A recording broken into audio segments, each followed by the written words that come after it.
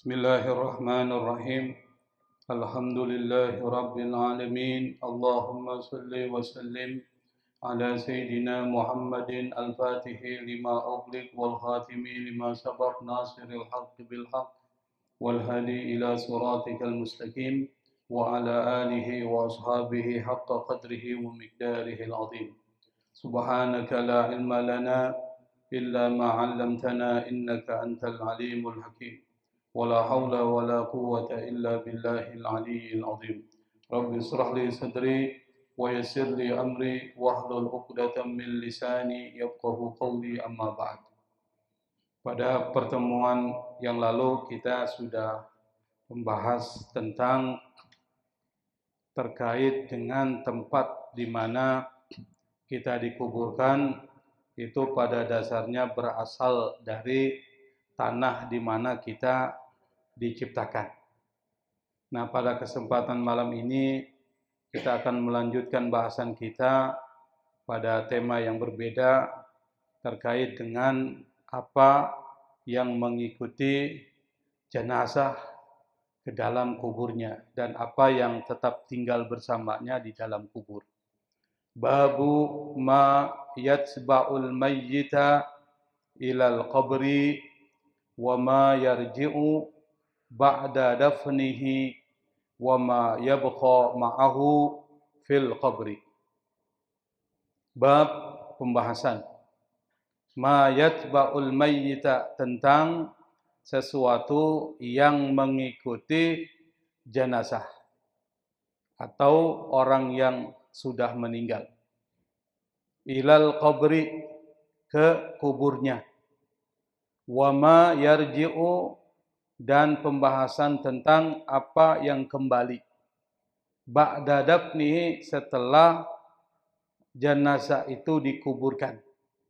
Wa ma yabqa ma'ahu, dan apa yang tetap bersama jenazah itu fil qabri, di dalam kuburnya. Rawa Muslimun marfu'an, Imam Muslim meriwayatkan hadis marfu'. Hadis marfu' itu adalah hadis yang sampai kepada Rasulullah sallallahu alaihi wasallam. Yang meriwayatkan Imam Muslim. Kita sudah sering diberikan informasi Imam Muslim ini termasuk kolektor hadis yang hadis-hadisnya terpercaya dan hadisnya dianggap sahih. Karena metode di dalam melakukan penyaringan hadis itu termasuk metode yang ketat. Yang tidak mungkin kita bisa mengatakan hadis-hadis yang dikumpulkan itu tidak sahih. Karena metodenya. Maka untuk mengukur satu informasi itu benar atau tidak, dilihat dari cara menerima informasi. Itu yang perlu dipahami. Kalau kita misalnya ada informasi, tapi kita enggak melakukan verifikasi informasi itu, bisa jadi informasi itu salah. Jadi harus diinformasi. Maka ilmu hadis itu pada dasarnya mengajarkan kepada kita semua informasi itu harus diverifikasi. Dalam bahasa agama disebut dengan tabayyun. Tapi tabayyun itu satu konsep yang perlu langkah-langkah. Metode namanya. At-turuq, jalannya. Nah, jalannya dalam menerima ini benar nggak informasi dari Nabi atau tidak, itu perlu metode. Kalau tidak, kita bisa menisbatkan sesuatu yang bukan perkataan Nabi, menisbatkan ke Nabi. Itu bisa dosa besar. Man kadzdzaba alayya muta'ammidan falyatabawwa maq'adahu minan nar. Kata Nabi, barang siapa yang berdusta atas namaku, maka siap-siap saja dia menempatkan dirinya di neraka. Maka kalau ada informasi hadis dari Nabi, diverifikasi benar nggak? Nah, ulama kita sudah melakukan itu. Maka ada hadis sahih, ada hadis dhaif, ada hadis hasan, 3 terkait dengan kualitas hadis. Nah, para ulama kita mengatakan kalau hadis-hadis itu diriwayatkan oleh Imam Bukhari dan Muslim, sudah pasti sahih. Begitu aja kesimpulannya. Kita nggak perlu melakukan verifikasi lagi. Cukup Imam Muslim. Nah, kalau hadis itu diriwayatkan Imam Muslim, hadis marfu, maka kita mengatakan sahih hadisnya. Apa kata Imam Muslim dalam sebuah riwayat beliau? Nabi mengatakan, yatsba'ul mayyita. Yatba'u itu dari kata tabi'a yatba'u, mengikuti. Orang yang mengikuti namanya tabi'. Kalau banyak tabi'un atau tabi'in. Mengikuti. Mengikuti siapa? Al-mayyita. Harus harokatnya itu fathah. Karena dia adalah maf'ulun bih. Kalau belajar nahu sorof ya. Mengikuti jenazah. Maka perlu fa'il. Siapa yang ikuti? Setelah itu adalah salasun. Dibacanya dhammah. Mengikuti mayit itu ada 3. Yarji'u isnani. Yarji'u itu kembali pulang. Berapa yang kembali pulang? 2. Isnani, isnaini, yaumul isnain. Maka disebut dengan yaumul isnain. Hari yang kedua. Hari Senin itu hari yang kedua. Hari yang pertama apa? Ahad. Yaumul ahad. Wa yabqa, dan tetap. Maksudnya enggak pulang. Menetap. Makanya dalam bahasa Arab kita sering mengatakan kam yauman tabqa, berapa hari kau tetap ditinggal di sini. Misalnya. Yang tetap itu wahidun. Berapa itu? 1. Berarti yang mengikuti mayit pada saat dikuburkan itu 3. 2 pulang, 1 tetap. Lalu dijelaskan oleh Rasulullah sallallahu alaihi wasallam, yatsba'uhu ahluhu wa maluhu wa amaluhu. Yang mengikuti jenazah itu 3, rinciannya adalah yang pertama ahluhu, keluarganya. Ahlun, keluarga. Wa maluhu, malun, harta. Wa amaluhu, amal, amalnya. Berarti 3 yang mengikuti jenazah yang akan dikuburkan. Siapa yang pertama? Keluarganya. Yang kedua? Hartanya. Yang ketiga? Amal perbuatannya. Fayarji'u ahluhu wa maluhu. Lalu, fa-nya ini artinya lalu. Yarji'u, kembali. Siapa yang kembali? Ahluhu wa maluhu. Ahlu itu jadi fa'il. Ahluhu, keluarganya, wa maluhu, dan hartanya. 2, kembali pulang. Keluarga yang nganterin jenazah dan harta yang dibawa saat itu. Wa yabqa amaluhu, yang tetap tinggal bersama jenazah itu apanya? Amalnya. Nah, kita dapat informasi dari Nabi ini. Informasinya jelas. Ini perlu kita ambil pelajaran mumpung masih hidup. Kata Nabi itu, kalau kita meninggal, maka yang ngikuti kita 3 pada saat dikuburin. Setelah selesai penguburan, keluarga kita yang nganterin, yang ikut nguburin, semuanya setelah talqin, kembali semua tuh. Ada enggak yang tetap di kuburan sampai seterusnya? Enggak ada, pulang. Berarti keluarga itu enggak selalu bersama kita. Yang kedua, harta kita yang dibawa saat itu. Harta kita yang kita kumpulkan di dunia yang kita tidak sedekahkan, itu dia akan kembali. Harta itu kembali buat siapa? Ahli warisnya. Makanya sebelum meninggal, kita punya target. Target yang pertama nanti dijelaskan. Apa? Harta kita kalau bisa kita jadikan investasi akhirat kita. Mumpung masih hidup. Kalau udah meninggal, menyesal nanti di alam kubur. Yang tetap itu amalnya. Kita tahu yang akan bersama kita dalam kubur kita dan nanti akan membantu kita pada saat yaumul hisab.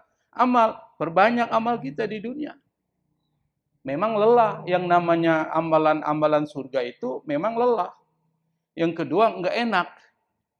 Karena enggak enak, tidak semua orang suka. Makanya kata Nabi, wa huffatin naru bisyahwat wa huffatil jannatu bil makari.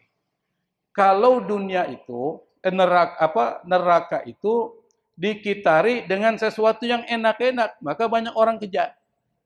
Manis. Setan memang buat dunia itu menjadi indah. Akhirnya orang terjebak. Yang dikejar yang indah-indah, yang enak-enak. Yang mengandung syahwat. Maka kata Allah dalam Al-Quran, jangan kalian digelincirkan, disesatkan oleh dunia. Itu diingatin tuh. 1400 tahun yang lalu sampai sekarang diingatkan. Cuma kita sering lupa. Kata Nabi juga, wahuffatil jannatu bil makari. Sementara surga itu dikitari oleh sesuatu yang gak enak. Misalnya, Nabi mengatakan kalau ingin surga, yang wajib dilakuin. Sholat 5 waktu, puasa bulan Ramadan. Enak gak sih sholat? Gak enak tuh. Puasa enak gak? Biasanya kita makan, akhirnya nggak bisa makan karena puasa, nggak enak. Tuh. Nggak enak semua itu. Mengeluarkan harta juga nggak enak. Ngasih orang, bantu orang, kita capek-capek kerja, kenapa kita nggak nikmati, kita kasih orang, itu nggak enak. Maka pada saat orang bersedekah, disitulah pertarungan antara sifat bakhil kita dengan bisikan kebaikan itu. Karena kita ini dihiasi, kata Allah, zuyyina linnasi hubbu syahawati minan nisa, salah satunya adalah wal qanatiril muqantarah, harta. Makanya banyak orang ngumpulin harta tapi sulit mengeluarkan harta itu. Kenapa? Yaitu di dalam dirinya sudah cinta sekali dengan harta. Kalau orang sudah cinta dengan harta, mau ngasih orang susah. Maka sedekah, zakat enggak enak tuh. Dan itu yang mengantarkan surga. Ditambah yang sunnah, sholat malam, tahajud, bangun jam 2. Enak nggak tuh bangun jam 2? Orang lagi tidur, kita bangun. Bahkan ulama dulu malamnya dihidupin, nggak ada yang tidur. Para ulama-ulama kita itu luar biasa. Kemudian puasa sunnah. Itu nggak enak semua tuh. Tapi itulah yang kemudian mengantarkan ke surga. Maka Nabi mengatakan, wa huffatil jannatu bil makari. Surga itu memang dikitari dengan sesuatu yang nggak enak, termasuk ngaji. Enak di rumah, minum kopi, nonton TV, suruh ngaji, nggak suka orang. Makanya orang-orang yang bisa hadir di majelis-majelis ilmu, itu orang-orang yang dipilih Allah, nggak sembarangan itu. Dipilih Allah itu maksudnya digerakkan hatinya, nggak sembarangan orang. Makanya kita beruntung nih. Kenapa beruntung? Termasuk orang yang digerakkan hati. Nah, warawa al-Hafiz Abu Nuaim. Al-Hafiz ini adalah gelar orang yang menghafal 100.000 hadis. Al-Hafiz. Termasuk dengan sanadnya dia hafal. Kalau kita satu hadis saja setengah mati hafal. Apalagi disertai dengan sanad. Sanad itu maksudnya apa? Sanad itu adalah mata rantai perawi itu. Misalnya Imam Muslim, ini kan ngumpulin hadis. Imam Muslim itu masanya adalah generasi setelah tabi'ut tabi'in. Berarti generasi setelah generasi tabi'ut tabi'in. Nah, dia meriwayatkan hadis dari generasi tabi'ut tabi'in, tuh perawinya, lalu sampai tabi'in, sampai sahabat, sampai kepada Nabi Muhammad SAW. Itu namanya mata rantai rawi, dalam bahasa hadis disebut dengan sanad. Dan sanad itu penting di dalam ilmu hadis. Sama juga dengan terkait dengan penyampaian informasi. Menerima informasi perlu ditahu siapa yang menyampaikan informasi dari A, B, C, dan D. Itu penting tuh. Makanya ilmu Islam itu ilmu berbasis fakta dan data. Bukan berbasis asumsi, apalagi hoax ya. Segala sesuatu yang informasi penting itu harus kita ketahui siapa yang menyampaikan informasi itu. Jangan sampai nanti kita tertipu. Itu penting. Abu Nuaim adalah seorang kolektor hadis sama dengan Imam Bukhari, Imam Muslim. Dia meriwayatkan hadis marfu'an, hadis sama dengan hadis di atas marfu'an sampai kepada Nabi Muhammad sallallahu alaihi wasallam. Apa kata Nabi berdasarkan riwayat Al-Hafiz Abu Nuaim? Beliau mengatakan sab'un yajrillahu ta'ala ajrahum lil abdi. 7 yang Allah alirkan pahala mereka lil abdi kepada hambanya ba'da mautihi, setelah kematian dia, wa huwa fi qabri, sementara dia tinggal di dalam kuburnya. Jadi ada 7 yang Allah alirkan terus. Mengalir terus tuh. Enggak putus-putus. Seperti air sungai itu mengalir terus. Siapa dan apa yang termasuk 7 yang pahalanya mengalir terus terhadap orang yang sudah meninggal dan diterima dalam kuburnya? Yang pertama adalah man 'allama ilman. Orang yang ngajarin ilmu.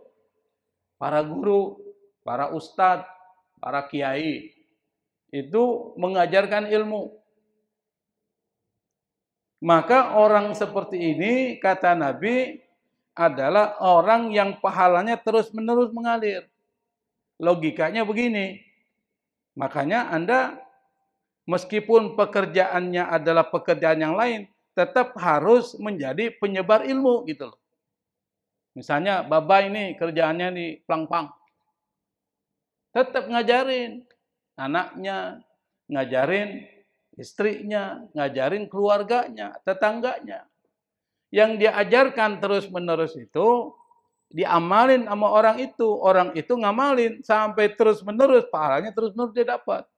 Seperti contoh misalnya saya ngajarkan kepada satu orang Al-Fatihah. Lalu orang itu baca Al-Fatihah dengan bagus, rapi bacaannya, makhrajnya bagus, tajwidnya oke, wakafnya, ahkamul wakafnya itu juga bagus. Satu orang ini lalu ajari sampai 10 orang. Tuh. Saya dapat pahala satu orang ini. Dia ngajari 10 orang, 10 orang yang dia ajarkan, saya dapat pahalanya. 110. Yang 10 ini jadi ngajarin kepada masing-masing 10, jadi 100. 100 dia baca saya dapat, tambah 10, tambah 1. Berapa tuh? 111. Yang 100 ini menyebar. Ada yang jadi ustadz, ngajarin lagi dapat terus. Sampai hari kiamat. Itu orang yang ngajarin ilmu. Makanya menjadi pengajar itu penting. Meskipun profesi kita macam-macam tuh. Tetap harus ngajarin. Minimal istri kita. Minimal. Anak-anak kita ajarin.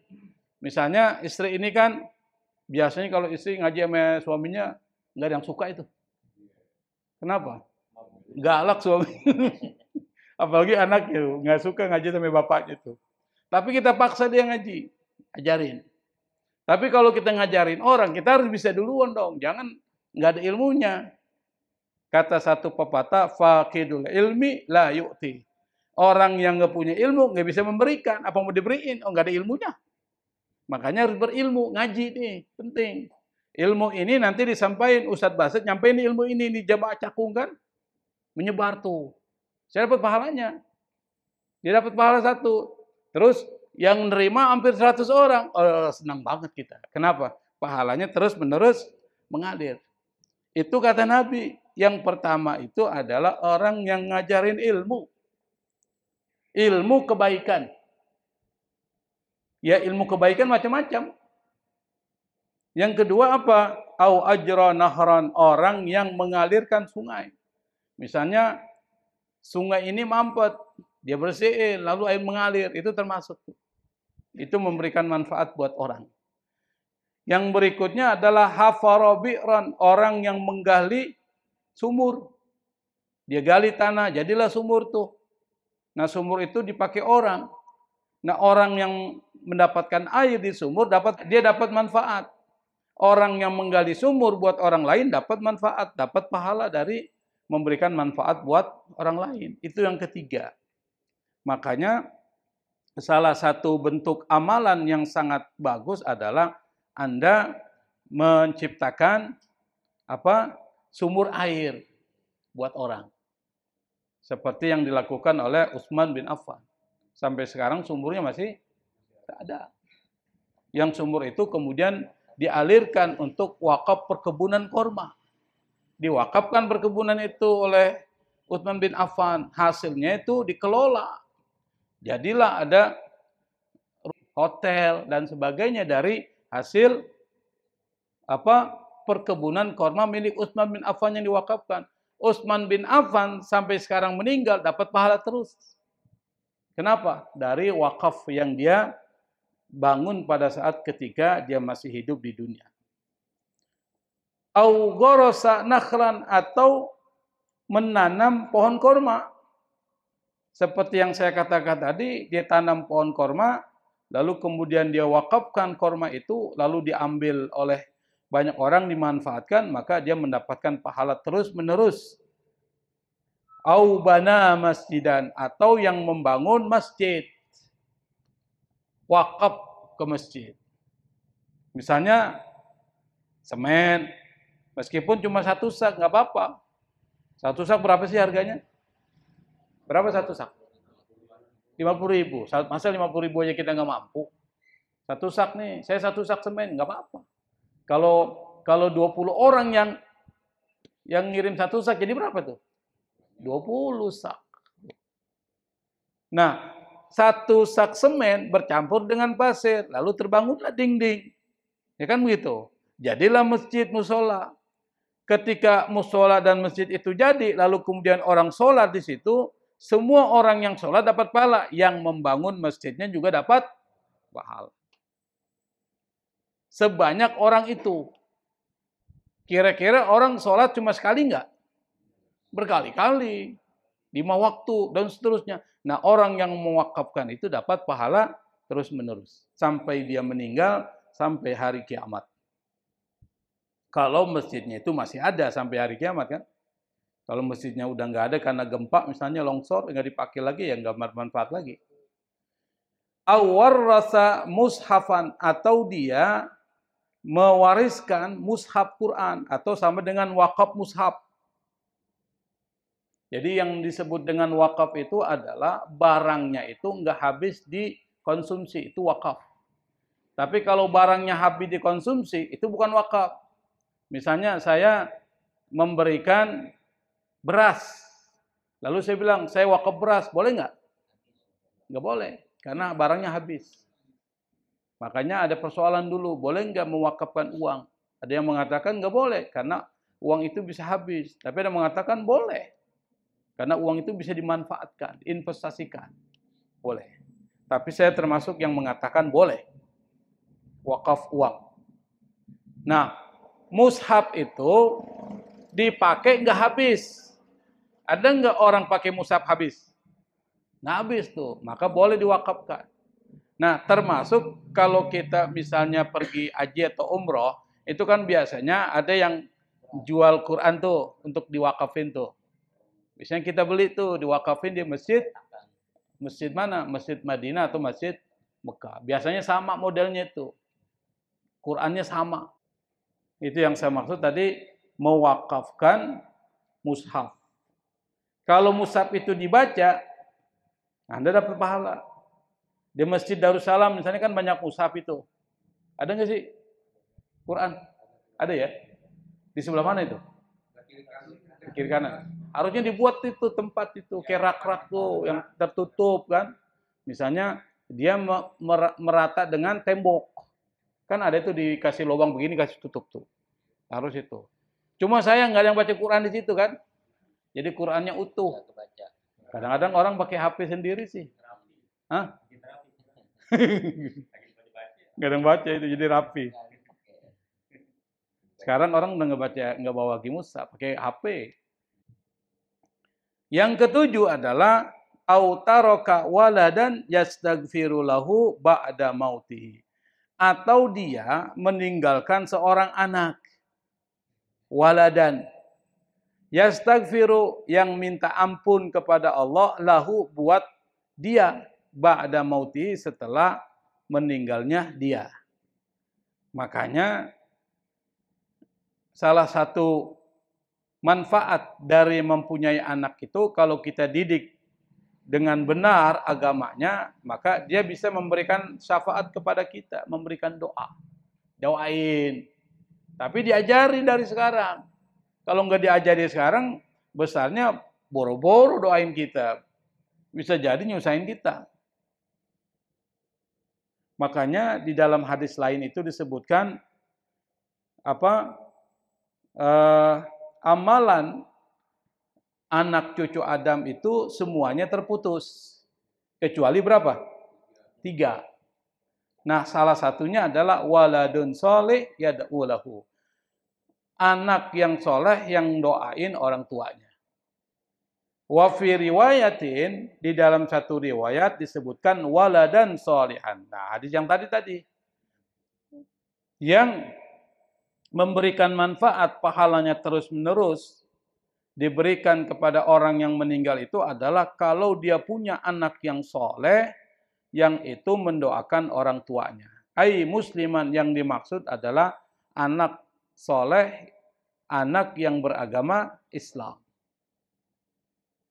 Nah, ini dari hadis ini kita renungin. Ada 7 nih. Maka kita bikin target. Target kita.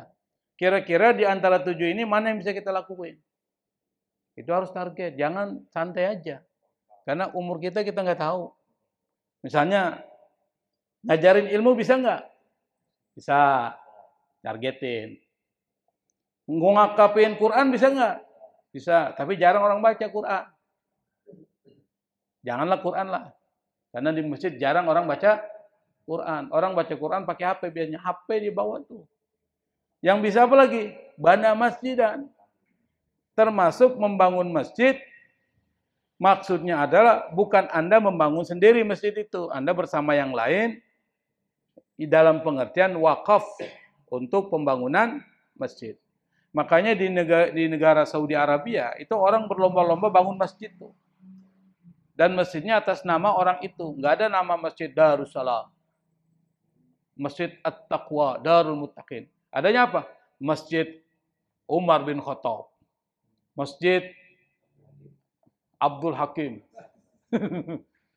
Misalnya kan. Kalau bangun masjid kasih masjid nama aja. Kalau kita bangun sendiri ya. Misalnya Surui dapat duit 2 miliar. Bangun masjid. Tulislah Masjid As-Sururi. Berarti ada di sana itu. Ada As-Surur 2. Hah? As-Sururi kan? Pakai nama aja. Kalau saya bangun masjid, saya kasih nama Masjid Rusli. Kenapa? Biar ketahuan, ini Masjid Rusli ini. Jangan pakai nama kecuali kalau masjid itu patungan bangunnya. Tapi kalau sendiri pakai nama aja. Sama dengan di negara Saudi itu. Orang-orang kaya itu rata-rata bangun masjid pakai namanya itu. Itulah wakafnya. Nah, itu hadis yang kedua. Ini masih hadis yang ketiga. Warawal Imamu Muhammad bin Yazid bin Majah Al-Qazwaini fi sunanihi marfu'an. Imam Muhammad bin Yazid bin Majah, maksudnya Ibnu Majah, itu meriwayatkan hadis marfu fi sunanihi, di dalam kitab Sunan Ibnu Majah. Fi sunanihi maksudnya dalam kitab Sunan Ibnu Majah. Hadis-hadis yang dikoleksi oleh Ibnu Majah Al-Qazwaini.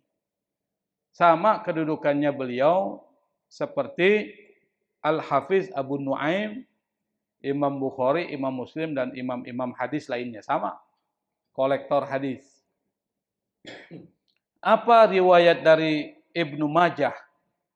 Hadis yang disabdakan oleh Rasulullah sallallahu alaihi wasallam, kata Nabi, mimma yalhaqul mu'mina min amalihi wa hasanatihi sadaqatun akhrajaha mimmalihi fi sihatihi.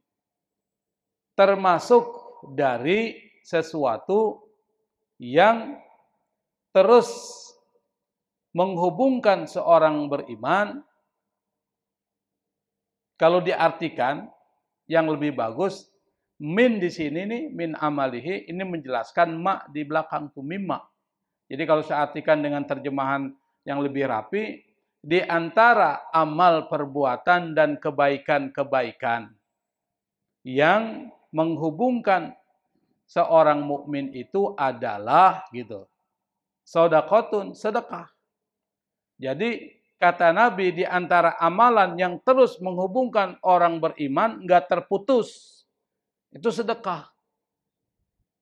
Akhrajaha, yang dia keluarkan, min malihi, dari hartanya, fi sihatihi, pada saat ketika dia masih dalam keadaan sehat.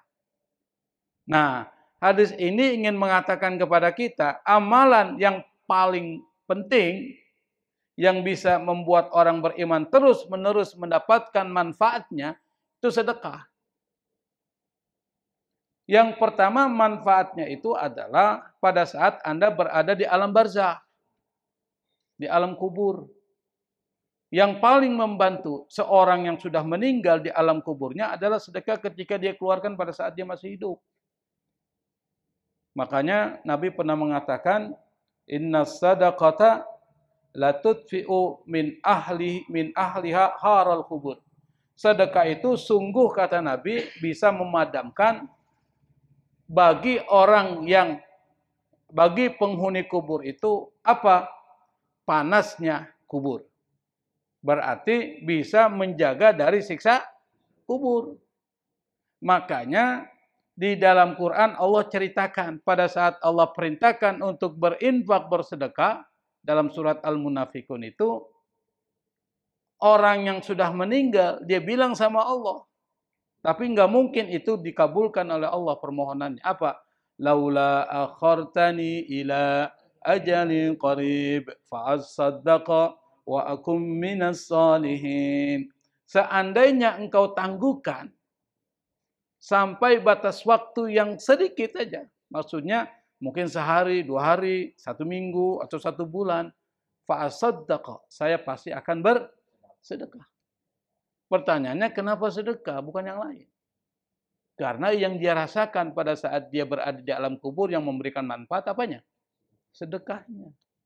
Makanya Nabi perkuat, di antara amalan-amalan dan kebaikan yang terus-menerus menghubungkan orang yang beriman adalah shadaqatun akhrajaha min malihi fi sihatihi.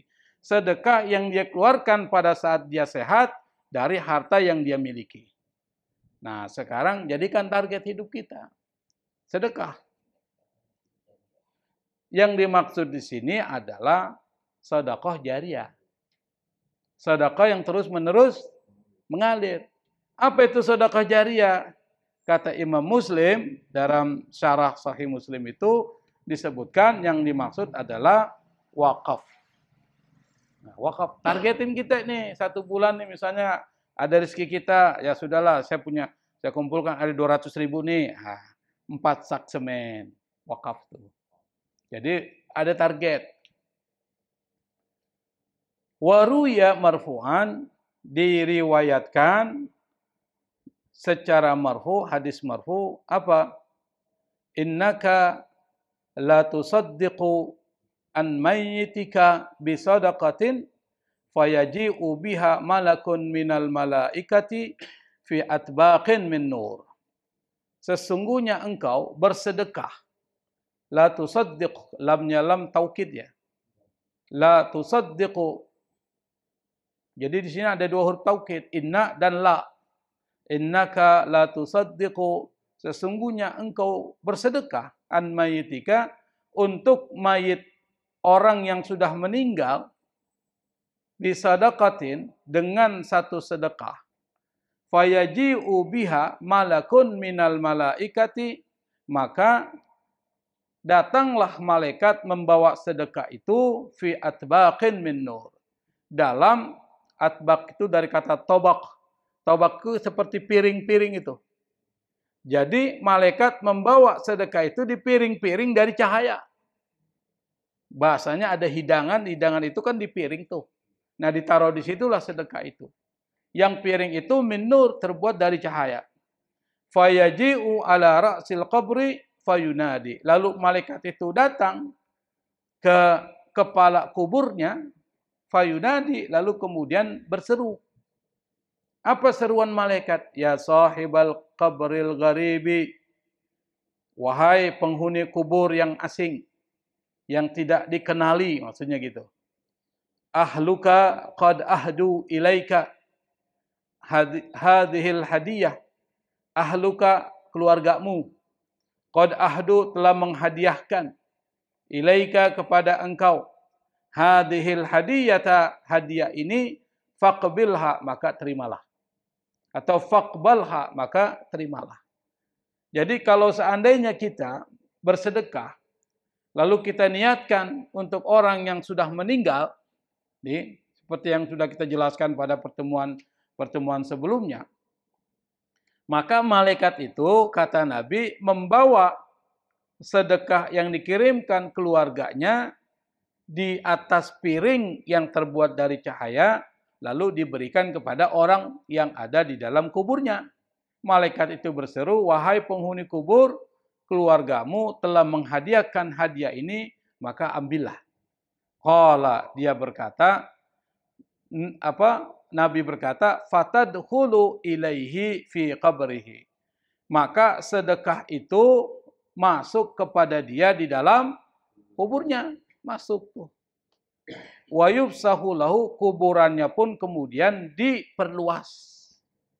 Makanya kita ada doanya tuh. Wawasi qabrahu, perluas kuburnya. Berarti kuburan sempit. Apalagi orang yang amalannya kurang banyak. Yang banyak maksiatnya. Apalagi orang kafir. Kuburannya menyempit. Itu yang disebut dengan azab kubur. Menyempit tuh kuburan. Meremukkan tulang belulangnya itu. Salah satu bentuk azab kubur itu. Maka doa kita adalah wasi qabrahu. Apa itu artinya? Luaskan kuburnya. Kan begitu kan? Nah, di sini sedekah itu bisa meluaskan kuburnya tuh. Wa yufsahu lahu, diperluas kuburnya buat orang itu, wa yunawwaru lahu fihi. Dan bukan cuma diperluas kuburnya, tapi ada cahaya. Yunawwar, diterangi cahaya. Kepada siapa? Orang yang ada dalam kuburnya, fihi, di dalam kubur. Makanya kita kan sering doa, ya Allah, luaskan kuburnya, terangi kuburnya. Ya kalau Anda ingin meluaskan kubur orang itu, menerangi kubur orang itu, Anda bersedekah atas orang itu. Maksudnya gitu. Makanya mudahnya adalah supaya kita rutin bersedekah pada saat Jumat. Tromol lewat. Kita rutin lah ngasih 5.000 misalnya. Nah 5.000 kita masukkan di tromol tromol sedekah itu, lalu kemudian kita niatin di situ, ya Allah, saya sedekah ini untuk keluarga saya. Kalau memang bapak kita udah meninggal, untuk bapak kita. Kalau ibu kita meninggal, untuk ibu kita dan semua saudara kita yang meninggal. Kalau bisa semua buat orang beriman. 5.000 itu memberikan manfaat. Sedekah itu dibawa oleh malaikat, diberikan kepada orang yang ada dalam kuburnya. Fayaqulu, maka kemudian berkatalah orang yang dapetin hadiah itu, apa dia bilang? Allahu yajzi anni ahli khairal jazai. Allah akan membalas buat keluargaku dengan balasan yang terbaik. Jadi dia senang karena dikirimin terus, maka dia doa. Semoga Allah juga membalas keluargaku dengan balasan yang terbaik. Qala wa yaqulu lahu jaru dalikal qabri. Tetangga kuburnya itu, ini kan dia kuburan pasti ada banyak kuburan tuh, bertetangga. Berkata kepada dia, jaru dalikal qabri, tetangga kubur itu apa? Ana lam ukhallif waladan wala ahadan yazkuruni bi syai'in. Saya tidak meninggalkan seorang anak dan tidak seorang pun yang ingat saya sama sekali, bisyai'in. Bisyai'in itu artinya sama sekali ya. Enggak ada yang doain, enggak ada yang sedekahin atas nama dia. Tak hiraukan. Bahasa Indonesia tingkat tinggi nih. Ana lam ukhallif waladan wala ahadan yazkuruni bisyai'in. Saya tidak punya atau tidak meninggalkan seorang anak dan tidak ada seorang pun yang mengingat saya sama sekali. Fahuwa mahmumun. Maka dia tuh bersedih. Mahmum itu artinya hazin, bersedih. Wal akharu fariha bisadaqah. Sementara yang lainnya fariha, gembira. Kenapa? Bisadaqah, karena dapetin sedekah. Makanya kalau punya anak diajarin tuh, nak, kalau saya meninggal nanti jangan lupa ya Fatihah dikirim setiap sholat, baca Quran jangan lupa hadiahkan, kalau sedekah jangan lupa. Sedekah itu niatin buat bapak kalau udah meninggal, begitu. Jadi diingetin terus, itulah wasiatnya. Jangan wasiat kebun 1 hektar. Aduh, ente yang enak, ente yang sengsara nanti di dalam kuburnya itu. Memang yang paling tua yang paling enak. Kalau yang sudah paling belakangan, sisa-sisanya. Kayak Bang Iji nih, warisannya banyak banget deh. Wa balagana, sampai informasi kepada kita, kepada kami, apa itu? Anna ba'da salihina, sebagian orang-orang soleh, ro'a, melihat, siapa? Rabi'ata al-Adawiyyati ba'da mautiyah. Melihat seorang ulama sufi perempuan namanya Rabi'ah al-Adawiyyah. Ba'da mautiyah, setelah kematian beliau. Rabi'ah ini adalah seorang anak keempat dari orang tuanya. Bapaknya namanya Ismail, orang miskin. Jadi pada saat ketika 2 hari menjelang atau menjelang kelahiran Rabi'ah Adawiyah, itu bapaknya nggak punya apa-apa. Nggak punya uang, nggak punya penerangan, sementara istrinya mau melahirkan. Betapa miskinnya dia, menderitanya. Setelah lahir Rabi'ah Adawiyah, bapaknya itu bermimpi ketemu Nabi Muhammad SAW. Nabi bilang, jangan kau bersedih, jangan kau khawatir. Anakmu ini nanti akan menjadi wanita yang agung. Dan banyak orang datang meminta syafaat sama dia. Makanya karena perkataan itu, Rabi'ah Adawiyah pas lahir, dia anak keempat tuh, kan disebutkan Rabi'ah, kan yang keempat. Hidupnya dalam keadaan miskin, tapi ibadahnya luar biasa. Sampai satu ketika 4 orang ini menyebar ini, masing-masing nyari penghidupan, perempuan semua. Termasuk Rabi'ah, anak keempat. Nah, pada saat itu ada penaklukan perang, dia termasuk yang ditawan. Dijadikanlah dia dijual dia. Dijadikan budak. Majikannya itu termasuk yang kejam sama dia. Kerja terus dia. Sampai satu ketika dia bilang sama Allah, munajat sama Allah, ya Allah, kalau seandainya saya lepas dari perbudakan ini, saya akan ibadah terus sama Engkau, tidak akan putus. Majikannya ngelihat dia. Ketika bermunajat, beribadah kepada Allah, dilihat di atas kepalanya itu terang tuh, pelita. Yang pelita itu nggak ada cantelannya di atas tuh. Sampai majikannya itu takut sekali tuh. Ini Rabi'ah ini bukan sembarang orang ini. Ketika dia berzikir, ini pelita ini menyala di atasnya. Ini kan bukan orang sembarangan. Nah, besoknya dia bebasin dia tuh. Dibebasin dari budak. Sampai kemudian majikannya bilang, kau tetaplah tinggal di sini, semua kebutuhanmu saya penuhi. Rabi'ah enggak, karena dia sudah janji sama Allah, hidup zuhud. Akhirnya dia pergi ke satu tempat yang sepi, disitulah dia beribadah kepada Allah Subhanahu wa Ta'ala, menjadi seorang sufi perempuan yang sangat terkenal. Bahkan murid-muridnya banyak para ulama besar, seperti Malik bin Dinar, Sufyan Ats-Tsauri, ulama fikih yang juga punya madhab Ats-Tsauri, dan ulama-ulama besar lainnya itu berguru sama dia, datang ke padepokan dia. Rabi'ah Adawiyah ini seorang sufi yang terkenal dengan sufi mahabbah, cinta. Makanya dia tidak tertarik dengan dunia. Bahkan ketika ditawarkan majikannya, dia nggak peduli, nggak mau. Ada satu syairnya nih, syairnya masih saya ingat. Masih saya kuliah dulu, saya hafal tuh syair itu. Kata Rabi Adawiyah, dia mengatakan, uhibbuka hubbaini hubbal hawa, wa hubban li'annaka ahlun lidzaka. Fa ammal ladzi wa hubbul hawa, fasugli bidzikrika amman siwaka. Fa ammal ladzi anta ahlun lahu, fakashfukal hajba hatta araka. Walal hamdu fidza wa dzaka li, walakin lakal hamdu fidza wa dzaka. Saya masih ingat itu syairnya. Artinya apa tuh? Kata Rabi Adawiyah, yang dia dikenal dengan konsep mahabbah, sufi dengan konsep mahabbah. Karena sufi itu ada ajarannya, ada ajaran mahabbah dia. Ada ittihad, persatuan dengan Allah. Ada namanya wihdatul wujud, ada namanya hulul, itu dalam sufi itu. Nah, dia namanya mahabbah. Nah, salah satu syairnya ini, dia mengatakan, uhibbuka hubbaini hubbal hawa, aku mencintaimu ya Allah dengan dua cinta. Yang pertama, hubbul hawa. Cinta didasari oleh hawa nafsuku. Yang kedua, wa hubban li'annaka ahlun lidzaka. Cinta karena engkau memang pantas untuk dicintai. Itu dua itu modelnya.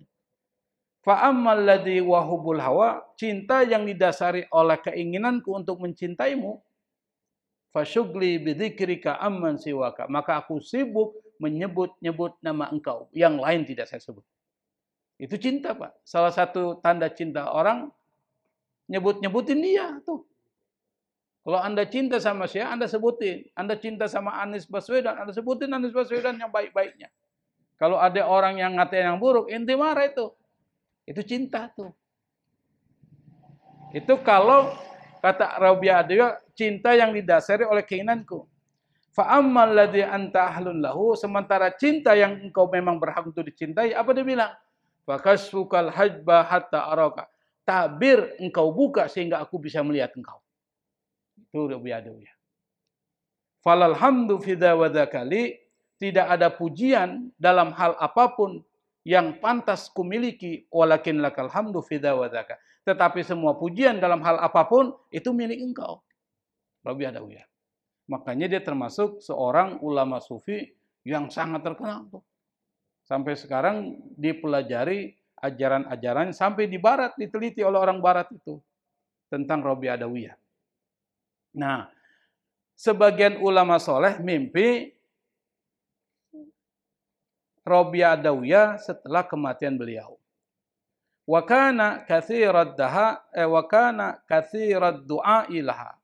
Dan banyak doa yang dikirimkan buat dia oleh ulama-ulama yang soleh.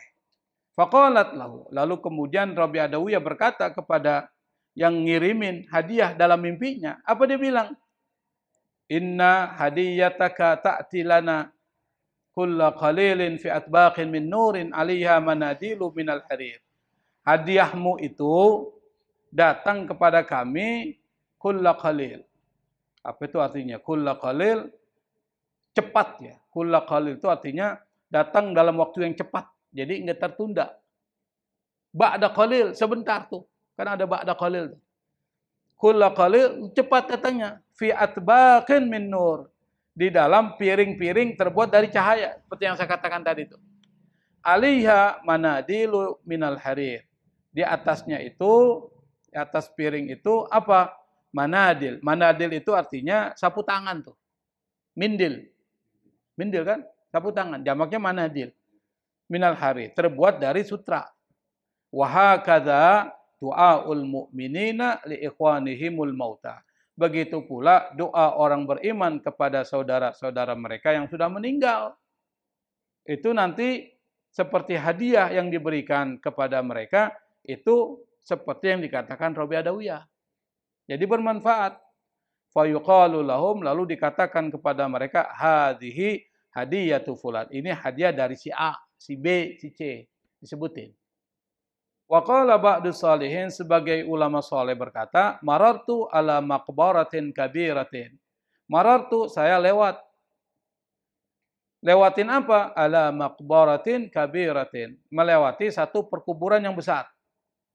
Faqara'tul Fatihata, lalu saya baca Fatihah. Wa qul huwallahu ahad. Saya baca surat Qul. Wal muawwizataini, saya baca surat Al-Falaq dan Al-Nas. Berapa kali? Thalatha marrat. Berapa kali itu? 3 kali. Summa ahdaituha, kemudian saya hadiahkan. Bacaan-bacaan surat itu saya hadiahkan. Kepada siapa? Ila amwatil muslimin, kepada orang-orang muslim yang sudah meninggal. Wa qultu fi nafsi, saya berkata di dalam diri saya. Apa perkataannya? Hal yasilu ila kulli wahidin minhum nasibun min dzalik. Apakah sampai kepada masing-masing dari mereka yang sudah meninggal nasibun min dzalik, bagian dari yang saya baca itu. Dia tanya dalam hatinya, kira-kira sampai nggak sih? Begitu maksudnya. Tiba-tiba fa akhazatni sinatun min naum. Tiba-tiba sinatun itu artinya ngantuk. Tiba-tiba rasa kantuk menempa saya. Akhazatni sinatun. Makanya di dalam Al-Quran ada la ta'khudhuhu sinatu wala naum. Allah itu enggak pernah ditimpa oleh rasa kantuk dan tidur. Pakai ta'khudhu, akhadha itu. Fa akhazatni sinatun min naum. Tiba-tiba rasa ngantuk menyerang saya untuk tidur. Fara'aitu, dalam tidur itu saya melihat nuran minas sama. Ada cahaya dari langit. Tabaqal arda, yang cahaya itu menutupi bumi. Tabaqa itu sifat dari nur, nuran, nuran tabaqal arda. Bahasanya begitu. Nuran minas sama'i tabaqal arda. Wa taqatta'a minhu ala kulli qabrin syai'un. Wa taqatta'a minhu, taqatta'a minhu itu maksudnya adalah dari cahaya itu mengalir terus-menerus, tidak terputus. Itu maksudnya taqatta', tidak terputus-putus. Apa? Cahaya itu ala kulli qabrin, kepada semua kuburan di situ. Cahayanya terus-menerus. Cahaya dari mana? Dari bacaan tadi itu. Fatihah, surat Qul dan Al-Mu'awwizatain. Cahaya itu dilihat oleh orang yang mengirimkan hadiah, itu menerangi, cahaya dari langit menerangi, menutupi bumi. Dan kemudian melebar, mengalir sampai ke semua kuburan itu. Kira-kira paham maksudnya? Jadi ini cahaya dari langit, bumi itu ditutupi. Termasuk semua kuburan juga, terus-menerus, nggak terputus. Maksudnya gitu. Wa qailun yaqulu li, kemudian ada yang berkata kepada saya, nggak disebutin siapa yang berkata. Hadza thawabu qira'atika allati ahdaitaha lahum. Ini thawabu, pahala qira'atika, bacaanmu, allati, yang ahdaitaha, yang kau hadiahkan, lahum, buat mereka. Ini hadiahnya. Makanya kalau kita lewat kuburan, jangan lupa itu kita hadiahin buat orang yang menghuni kubur. Hadiahnya apa? Kita udah ajarin tuh pada pertemuan yang lalu. Nah, ini diperkuat lagi. Baca yang pertama salam. Baca salawat. Tuh. Nah, ditambah dengan Fatihah, Qul dan Al-Mu'awwizatain. Nah, kemudian dihadiahkan. Pakai bahasa apa? Bahasa Indonesia juga ngapa? Surat-surat ini ya Allah saya hadiahkan buat mereka yang sudah meninggal di kuburan itu. Selesai. Tambah lagi supaya ini bisa menjadi penerang kuburnya, bisa memperluas kuburnya, dan yang ada dalam kubur diampuni oleh Allah. Gitu. Kita membantu mereka. Nah, kalau semua orang begitu masuk kuburan, enak tuh orang yang dikubur. Cuma sayang yang masuk kuburan rata-rata nggak paham. Saya pikir ini yang bisa saya sampaikan. Semoga bisa memberikan manfaat. Informasi ini bisa kita amali, bisa kita ajarkan, supaya manfaat ilmu itu bisa menyebar. Wallahul muwaffiq ila aqwamit thariq. Wassalamualaikum warahmatullahi wabarakatuh.